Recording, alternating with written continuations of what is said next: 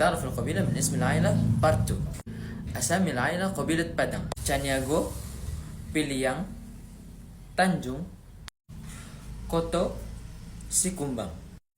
وفي حاجة خاصة من القبيلة ديت، أصلا بابا من القبيلة ديت، هي قبيلة اسمها بادان.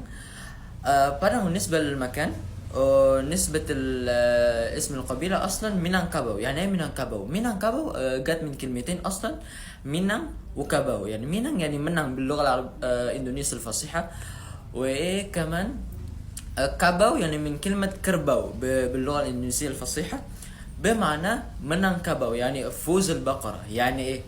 يعني كان زمان كده في قبيلتين اتنافسوا، وكان في قبيلة واحدة اللي فازت في المنافسة.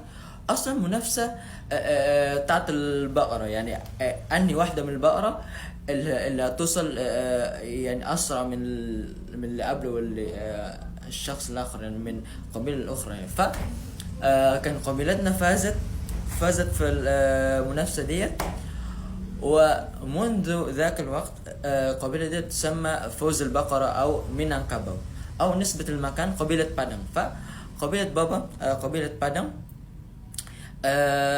أو قبيلة مينانكابو. إحنا بنقول قبيلة مينانكابو. وفي حاجة خاصة اللي هي يعني القبيلة ديت، يعني لو أنت عايز تورث، يعني عايز تورث اسم عائلتك، لازم مامتك تبقى من بادان. يعني مش باباك، لا، مامتك لازم تبقى من بادان، او لازم من كبوية، يعني من كبوية، مش بابايا. فانا الصراحة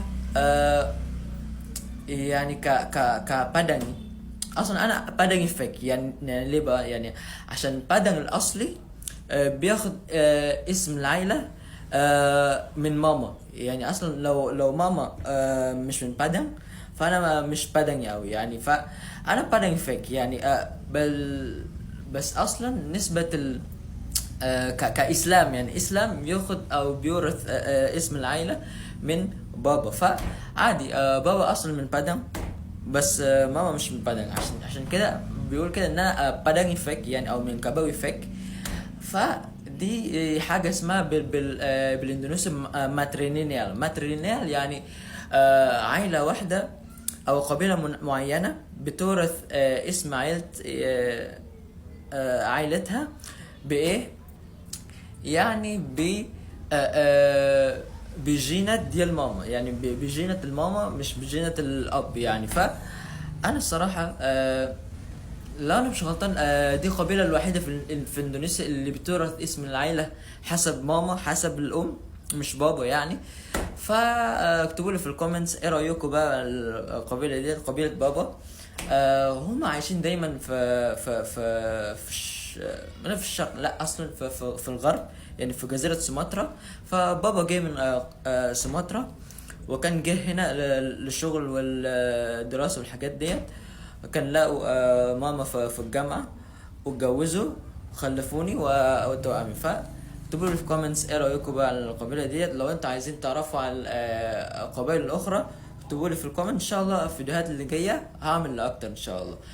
كومنت، لايك، ما تنسوش لايك وسبسكرايب، واشوفكم على خير ان شاء الله.